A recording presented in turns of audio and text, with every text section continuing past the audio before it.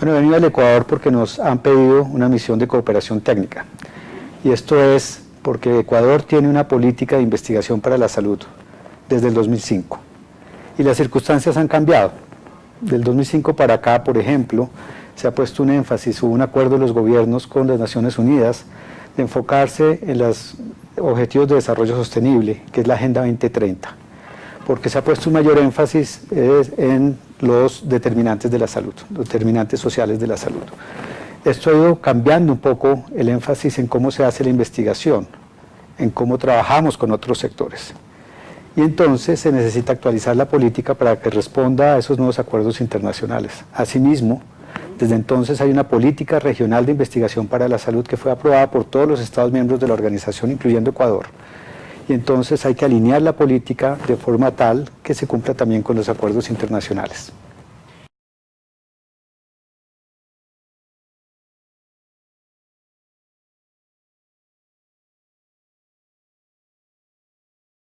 Bueno, una política es muy importante porque refleja un acuerdo social, refleja que se pusieron de acuerdo los diferentes actores que tienen que ver con el tema de investigación, que van desde la sociedad civil a los investigadores, a las personas que usan la investigación, bien sea en la definición de políticas o en la atención de salud o en la prevención, en la salud pública en general, se pusieron de acuerdo en qué querían lograr. Le voy a poner un ejemplo. Pueden estar interesados en mirar en cómo lograr un mejor balance para que una vez que se tiene un conocimiento se implemente y se utilice más el tipo de investigación que ayuda a que una intervención que es efectiva le llegue a todas las personas que debe llegar. Ese es un tipo de investigación que es diferente de la investigación básica que se hace para descubrimiento o de la investigación clínica que se usa para evaluar, por ejemplo, si una intervención, cuáles son sus efectos en las personas en diferentes condiciones. Es buscar también cómo se escalan los servicios para que beneficien a todas las personas, o cómo evitar que una intervención que está siendo perjudicial, o que es inefectiva, o que es un desperdicio de recursos, se siga utilizando. Entonces hay diferentes formas de investigación y hay que usar todo el espectro de ellas según las preguntas que se tengan. La política puede ayudar a que el énfasis se ponga para que haya un balance adecuado, de forma tal que lo que se conoce beneficie a toda la sociedad que necesita ser beneficiada. Que una de las razones por las cuales es tan importante la investigación es por esta premisa de que antes de que nada uno no debe dañar a nadie. Uno tiene que saber si lo que está haciendo es benevolente o no. Y esto también es esencial en los sistemas de salud. Tomamos todos los días decisiones sobre el sistema de salud y la investigación es crítica para fortalecer el sistema de salud, porque queremos saber si la forma como estamos haciendo o proponiendo es beneficiosa y queremos evaluar para saber si lo que estamos haciendo está realmente mejorando la forma como llegamos a las poblaciones, está haciendo que tengamos un sistema de salud que responde realmente a las necesidades nacionales.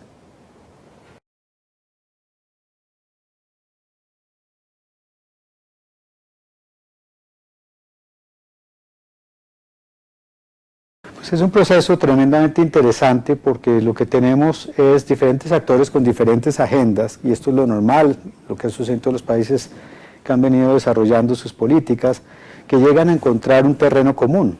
Es un proceso de diálogo, y en ese diálogo hay acuerdos y desacuerdos y se van limando a través de llegar a un lenguaje que represente ese acuerdo social. Y creo que ayer estábamos en una fase inicial, yo creo que todavía hay trabajo por hacer para llegar a los diferentes acuerdos, de forma tal que la investigación que se hace en el país permita, por ejemplo, el descubrimiento y aprovechar los recursos que se tienen en el país, pero también permita el que se implementen los conocimientos, el que haya una respuesta a las necesidades sociales y de salud del país, especialmente de salud pública, a través de la investigación. Entonces es una, digamos, hay unos objetivos amplios y hay que lograr que las diferentes agendas vayan llegando a un camino común en cómo vamos a hacer para que lo que producimos como investigadores contribuya al desarrollo de mi país y a la sociedad y a la equidad en salud, y que también contribuya a generar condiciones para que las personas que hacen investigación puedan prosperar en el país, tener carreras que sirvan también para desarrollarse, para poderse quedar en el país y dar lo mejor de sí. También para que se establezcan las líneas de comunicación de forma tal que se sepan cuáles son las prioridades, las necesidades, tanto las que se pueden prever como las que aparecen en un momento dado. Entonces, creo que fue un muy buen comienzo. Teníamos a los diferentes actores, de pronto unos más representados que otros, pero eso es el proceso normal. A mí me impresionó muy bien, teníamos una sala excelente, gente que trabajaba con pasión por lo que está haciendo y con mucha competencia, y creo que vamos muy bien.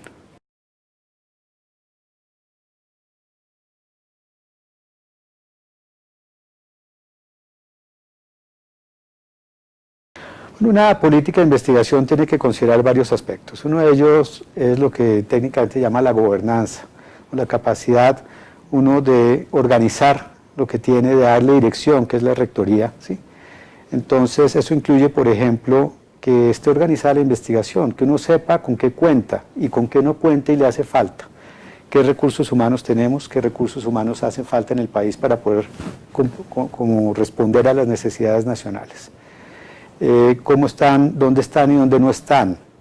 ¿Qué tenemos que anticipar? Si necesitamos formar gente en algunas áreas en particular, ¿qué tipo de competencias necesitamos y cómo vamos a lograr tenerlas y retener a las personas en el país? Entonces, una parte es la gobernanza. Otra parte es tener agendas de investigación que permitan que se haga investigación relevante, ética, de calidad. Porque pues, las prioridades pueden venir de muchos lados diferentes, pueden ser las prioridades de las agencias que financian, pueden ser las prioridades que yo como persona en un equipo de investigación tengo, pero queremos que sean las prioridades de la salud pública las que están aquí especialmente contempladas, las que permitan alcanzar una mejor salud para todos con equidad, ¿sí? Entonces es ese segundo punto que es el contar con esas agendas. Yo diría que un tercer aspecto es que tengamos recursos humanos competentes, de calidad, que además estén bien apoyados. Y cuando estoy hablando de recursos humanos, no me estoy restringiendo a hablar de los investigadores, porque no trabajan en el vacío. Estoy hablando de equipos de investigación. Los investigadores, para ser efectivos, tienen que trabajar con administradores de la investigación, con un equipo administrativo competente, tienen que trabajar muchas veces con economistas, porque cuando se va a implementar algo necesitamos saber qué impacto va a tener y qué va a tener que sacrificar a cambio. Entonces hay que tener a veces economistas de la salud involucrados, comunicadores científicos, porque si no termino con todo esto en un informe muy bonito que no logro que le llegue a la comunidad, que no logro que le llegue a los tomadores de decisiones porque no está empacado, digámoslo así, en la forma en que se puede utilizar mejor. Entonces está el apoyo a los recursos humanos. Hay estándares de cómo se produce y se utiliza la investigación y algunos de ellos son relativamente nuevos, pero hay estándares de cómo se hacen las cosas y si uno no sigue esos estándares, su investigación es difícil armonizarla con la otra investigación existente. Es difícil que las personas la interpreten en una forma adecuada o que se le queden todos los elementos en los informes, por ejemplo, que son esenciales para tomar una decisión.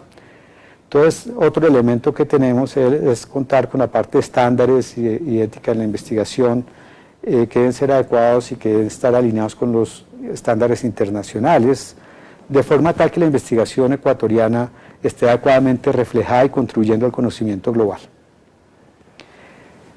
Otro aspecto que diría es el quinto, es que trabajemos en alianzas, porque haciendo las cosas solos, uno puede que avance muy rápido, pero no llega lejos. Hay que trabajar con otros sectores. Y cuando usted piensa en la salud, se da cuenta que las soluciones más importantes en salud muchas veces no vienen de una intervención que se hace aisladamente en un hospital o en un centro de salud. Muchas de las intervenciones más importantes se hacen trabajando con otros sectores.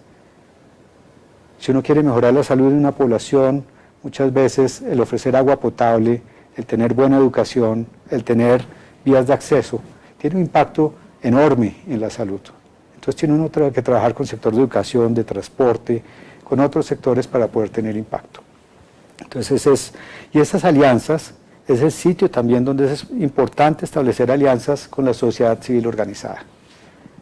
Porque si nosotros no estamos involucrando a los usuarios últimos de la información, que es la sociedad civil, de pronto estamos dejando por fuera algunos objetivos y desenlaces que son muy importantes, y no hay una apropiación del conocimiento. Tenemos que tener claras cuáles son las necesidades de nuestras comunidades.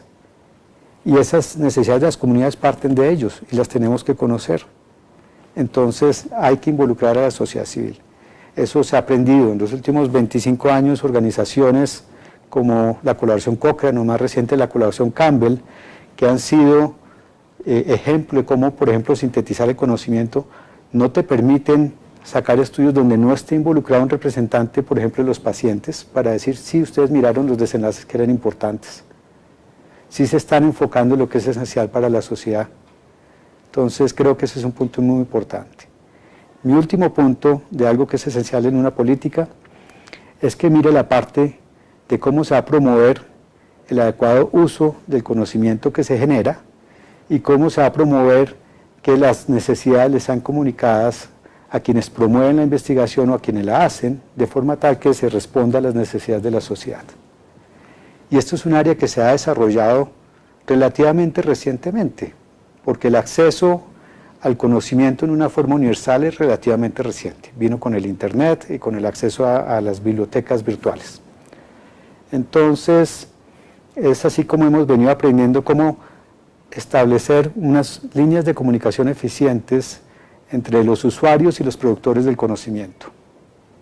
Y entre esos usuarios muchas veces hay tensiones y hay desconfianza que toca atender, y la política da algunas pautas de cómo hacerlo. Entonces ese es un punto que creo que es esencial. En algunas partes lo llaman transferencia del conocimiento o traducción del conocimiento, pero se trata de establecer esos puentes para que la investigación responda a las necesidades sociales y para que lo que se produce, el conocimiento que se genera, contribuya a las soluciones de la sociedad.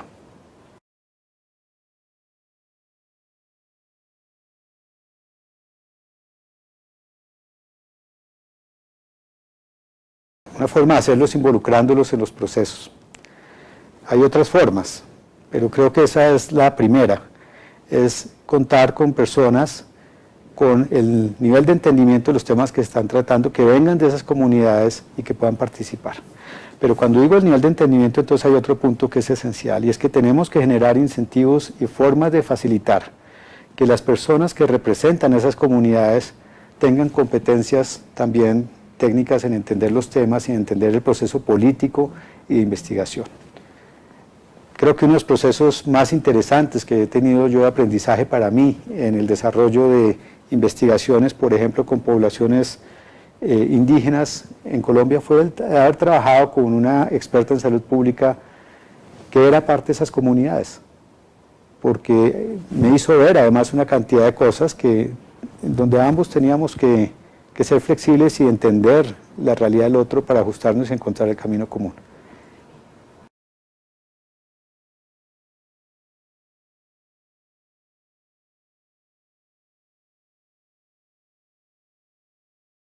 Pues entonces también a través del involucramiento, no se trata de al final cuando ya tenemos un proceso resuelto y las soluciones listas, entonces decirles queremos participarles que hicimos esto para que ustedes se lo apropien.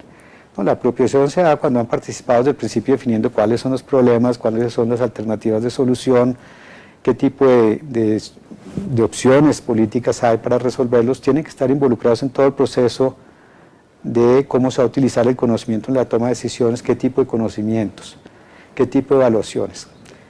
Mira, cuando pensamos en las cosas que son más importantes para la gente, no todas las cosas se pueden medir en números, en cuantificar. Y cuando se habla de investigación, con mucha frecuencia nos vamos a lo que es contar. Y nos da cierta tranquilidad ver números. Cuando realmente muchas de las cosas más importantes de cómo me siento cuando entré al servicio de salud, si me sentía acogido o no, más que contarlo es la experiencia, y hay métodos científicos para ello. Entonces es muy importante que desarrollemos, por ejemplo, la parte de ciencias sociales en salud, para que usemos todo el espectro de la investigación y que acabemos el discurso de que es investigación cualitativa o cuantitativa, no, la que es adecuada para contestar la pregunta que se está haciendo.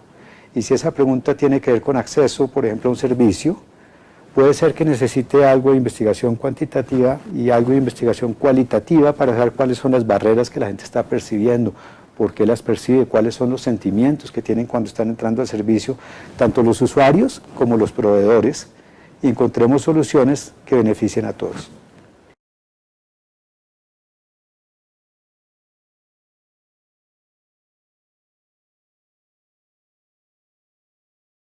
Mejorar esa relación incluye construir confianza.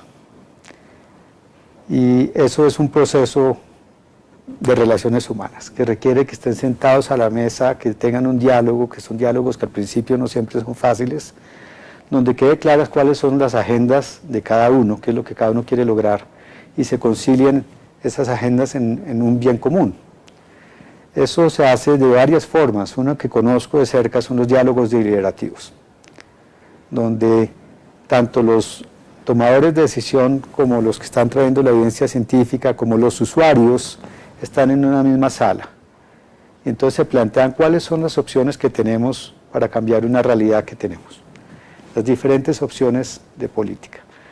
Y cada cual se expresa y después miran cuál es la evidencia científica detrás y se mira también qué margen de maniobra tienen los diferentes actores, porque no todo es la ciencia. La ciencia te puede mostrar que una intervención funciona, pero puede que no sea aceptable para las poblaciones por diferentes razones, muy válidas. Y esas se tienen que exponer ahí para que podamos encontrar un camino común. Entonces, esas existen y hay metodologías ya definidas y probadas que se utilizan para ello, relativamente recientes y probadas en nuestra región y que se están utilizando, y pues en cada sitio requieren adaptaciones culturales, locales, pero eso es un área no solo que está en desarrollo, sino que ha traído muy buenos réditos y existen metodologías para hacer eso.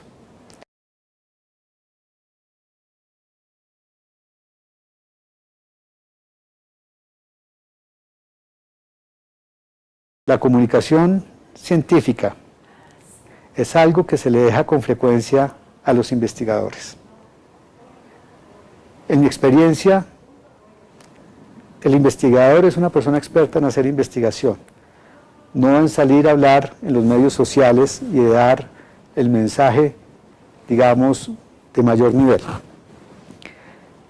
Entonces, hay disciplinas que se han especializado en cómo yo sintetizo y destilo los mensajes y los empaqueto en una forma que sea adecuada para bien sea el tomador de decisiones a nivel político o el tomador de decisiones en la parte de atención o de prevención o de salud pública, ¿sí? Hay diferentes formas de hacerlo. Es una ciencia hacerlo. Eso no debe ser algo que se deja al azar que suceda, y mantener la expectativa de que es una responsabilidad de los investigadores comunicar los resultados de investigación a todas las diferentes audiencias. Creo que es un enfoque que ha demostrado que no funciona. Es responsabilidad de los investigadores entregar los informes con unos estándares que permitan aprovecharlos, pero se requiere la participación de otras áreas de pericia para que ese conocimiento se entregue en una forma que sea utilizable.